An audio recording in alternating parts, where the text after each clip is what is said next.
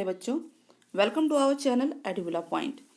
तो बच्चे, साइंस के इम्पॉर्टेंट क्वेश्चन चैप्टर 5 से रिलेटेड मैं कराने जा रही हूँ, जो आपके हर एग्जाम में काम आएंगे और ये क्वेश्चंस आते भी हैं। तो चलिए स्टार्ट करते हैं। Important question chapter 5 fundamental unit of life, 2 marks के क्वेश्चन हैं। हु डिस्कवर्ड सेल, पहला क्वेश्चन ये है, एंड हाउ। और इसके साथ ही ये पूछ सकते हैं कि what is cell, what is cell, what is cell. ये क्वेश्चन बहुत आता है, तो आप बता सकते हैं the basic unit of life is called cell.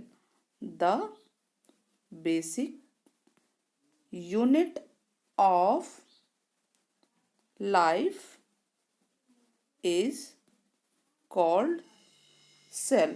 तो ये आता है, 1 मार्क्स में आता है ये क्वेश्चन, तो इसको आप कर लेना, ठीक है। नाउ नेक्स्ट आगे देखते हैं।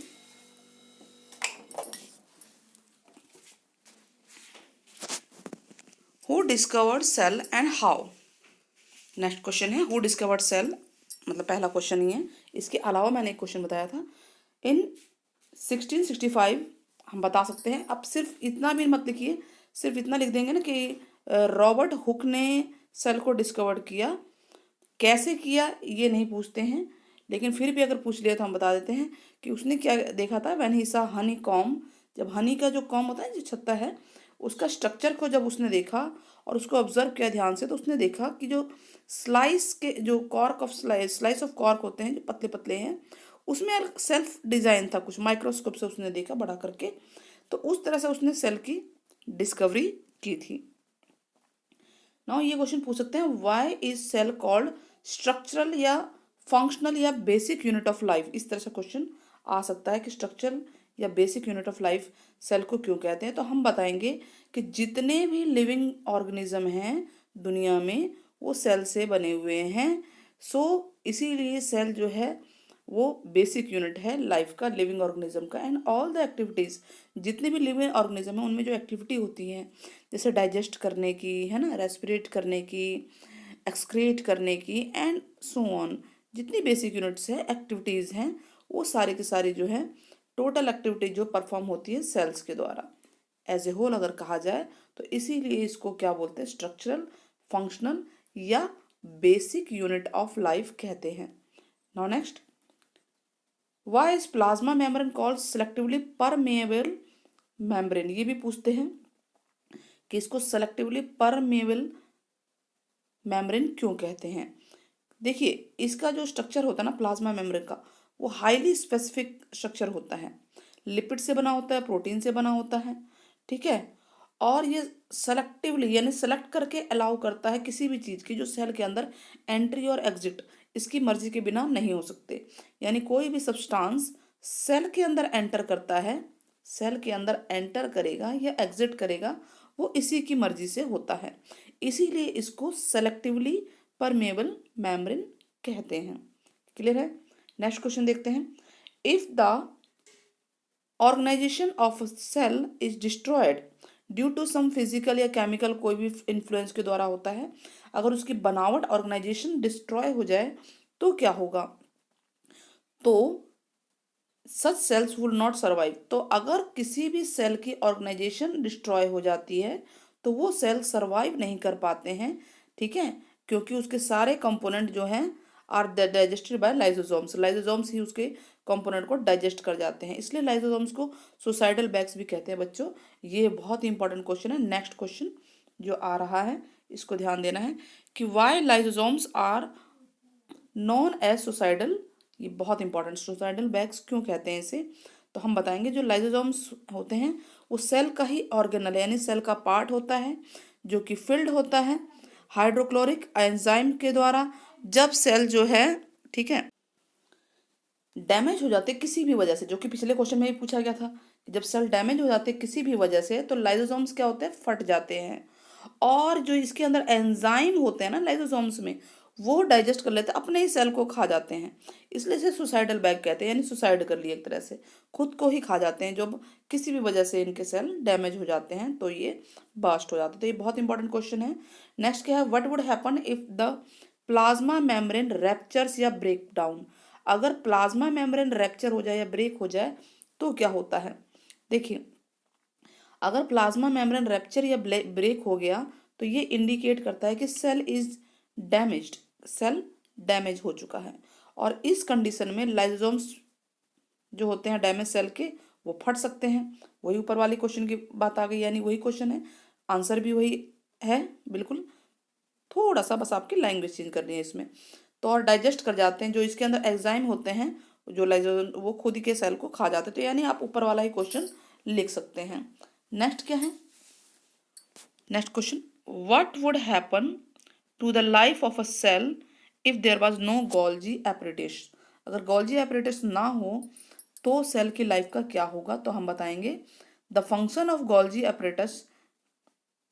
फंक्शन क्या है इसका, ये क्वेश्चन भी पूछ सकते हैं कि उसका फंक्शन क्या है। तो आप इस क्वेश्चन में के साथ फंक्शन भी काम कर सकते हैं, फंक्शन वाला क्वेश्चन भी बना सकते हैं कि गोल्जी एपरेटस का फंक्शन क्या होता है। तो वो भी इसके अंदर इंक्लूड है आंसर में। देखिए कि गोल्जी ऑपरेटर्स का फंक्शन होता है स्टोर करना, मॉडिफाई करना, पैकेज करना प्रोडक्ट्स को, ठीक है, इन द वेसिकल्स। ये तो इसका फंक्शन है।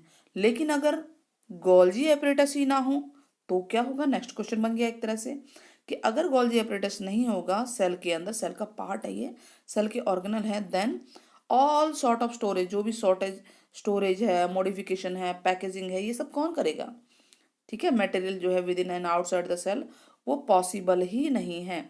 यानी जो इसका फंक्शन है वो पॉसिबल ही नहीं है। तो दो क्वेश्चन बन गए यहाँ पे, एक फंक्शन बन गया और दूसरा ये बन गया कि गोल्जी ना हो तो क्या होगा। तो ये क्वेश्चन भी बहुत इंपॉर्टेंट है ना। पावर हाउस पूछते हैं, पावर हाउस क्या है, कौन है पावर हाउस, सेल का पावर हाउस जो पावर देता है वो है माइटोकॉन्ड्रिया। ये क्वेश्चन पूछते हैं हु इज या what is the powerhouse of cell, ठीक है, which organise is known as powerhouse of cell and why. Mitochondria जो है उसे पावर हाउस कहते हैं सेल का, और क्योंकि ये जो है एनर्जी देता है in the form of ATP. जब रेस्पिरेशन करते हैं ना तो लाइफ में यानी सेल्स को एनर्जी देता है एटीपी की फॉर्म में, एडिनोसिन ट्राइफॉस्फेट की फॉर्म में। तो ये दो वर्ड आता है, एक तो एटीपी, आप इसकी फुल फॉर्म याद कर लेना, एडिनोसिन ट्राइफॉस्फेट, और दूसरा आता है ADP, ADP adenosine di, sorry ADP, एक मिनट दोबारा लिख दूं, ए टी पी, ठीक है। हाँ, तो नाउ ये मतलब इसकी फुल फॉर्म पूछ लेते हैं। अच्छा, एस ई आर और आर ई आर में इसकी फुल फॉर्म और इसका डिफरेंस जरूर पूछते हैं। तो इसका डिफरेंस जरूर कर लेना है कि smooth endoplasmic reticulum and rough endoplasmic reticulum, दोनों में डिफरेंस क्या है। या क्वेश्चन एक ये दिया हुआ है, where do lipids and protein constituents in cell membrane get synthesised. जो भी लिपिड और प्रोटीन है वो कहाँ सिंथेसाइज होते हैं। तो देखिए दो तरह के एंडोप्लाज्मिक रेक्टिकुलम होते हैं, इनमें डिफरेंस भी पूछ सकते हैं बच्चों। और ये इंपॉर्टेंट क्वेश्चन है डिफरेंस वाला। स्मूथ एंडोप्लाज्मिक रेक्टिकुलम जो रिस्पॉन्सिबल होता है लिपिड्स के सिंथेसाइज के लिए, और जो रफ वाला है वो रिस्पॉन्सिबल होता है प्रोटीन के सिंथेसाइज के लिए। तो दो क्वेश्चन पूछे गए हैं और इनमें डिफरेंस अगर पूछा जाता है तो वो भी आप कर सकते हैं। तो अब ये बहुत, अब जो क्वेश्चन आ रहे हैं ये बहुत इंपॉर्टेंट है। ये डिफरेंस प्रोक्रियोटिक और यूक्रियोटिक सेल में पूछते हैं और ये आने के पूरे चांस है आपके एग्जाम में, तो इसको जरूर करना है। दोनों में डिफरेंस सिंपल है, इसका स्मॉल साइज होता है, इसका लार्ज साइज होता है। अगर आपको साइज याद नहीं है तो कोई बात नहीं, स्मॉल साइज लिखिए, लार्ज साइज, ठीक है। दूसरा डिफरेंट लिख सकते हैं कि जो न्यूक्लियर रीजन है वो नॉट डिफाइन होता है और इसका वेल डिफाइन होता है, इतना भी लिख देंगे, फुल मार्क्स मिलेंगे। क्रोमोसोम इसमें सिंगल होता है, इसमें मोर देन वन होता है, ठीक है। मेम्ब्रेन बाउंड होते हैं सेल ऑर्गेनल्स, जो मेम्ब्रेन बाउंड सेल ऑर्गेनल है वो एब्सेंट होते हैं, यहाँ पे प्रेजेंट होते हैं। तो ये चार बेसिक पॉइंट आप पकड़ लेंगे, अगर चार है मेन जो की है तो आपका ये क्वेश्चन बन जाता है। और ये क्वेश्चन बहुत इंपॉर्टेंट बच्चों, इसको जरूर करना, आपको किसी भी एग्जाम में आ सकता है, मिड टर्म हो चाहे फाइनल हो या एनी एग्जाम आपके, अगर वो ये चैप्टर आ रहा है तो ये चैप्टर जरूर आएगा, ये वाला टॉपिक ना। ये आपको एनिमल सेल और प्लांट सेल में डिफरेंस बताना है, ये थोड़ा सा ध्यान देना है। क्वेश्चंस के सीरियल पे नहीं जाना है आपको, बस इन पे ध्यान दीजिए क्वेश्चंस क्या हैं। तो एनिमल सेल प्लांट सेल में ये डिफरेंस और इनका डायग्राम जरूर पूछते हैं। तो पहले मैं आपको डिफरेंस बता देती हूँ कि सेल वॉल इसमें प्रेजेंट होती है, इसमें एब्सेंट होती है। प्लास्टिड्स इसमें प्रेजेंट है, इसमें एब्सेंट है, ठीक है। They have dictyosomes instead of Golgi bodies, they have Golgi apparatus, इसमें कुछ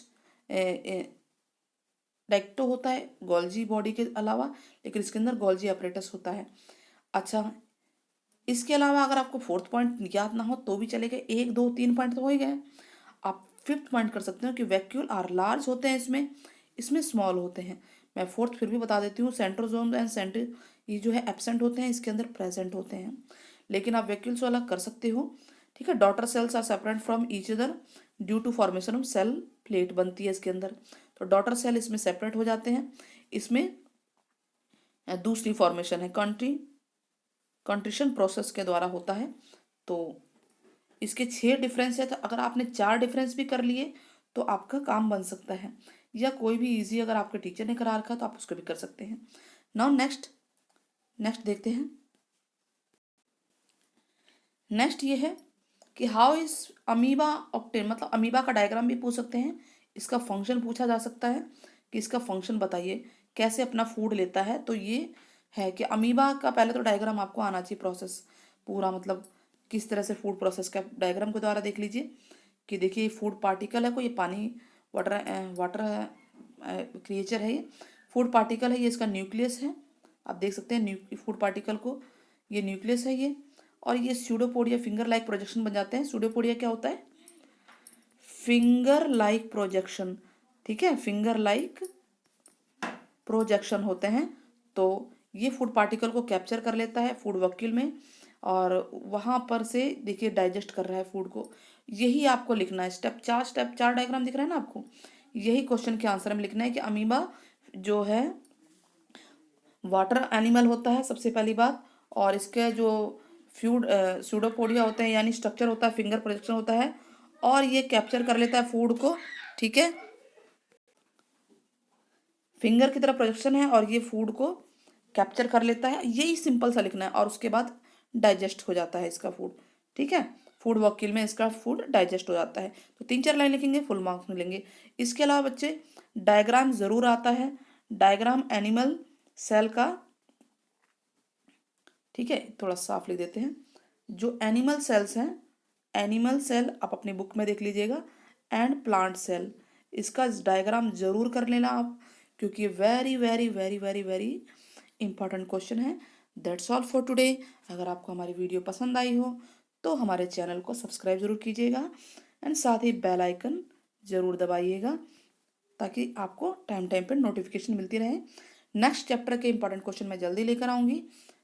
आप लोग बताइएगा आपकी हमारी वीडियो आपको कैसी लगी, मेरी वीडियो। थैंक यू बच्चों, थैंक यू फॉर वॉचिंग।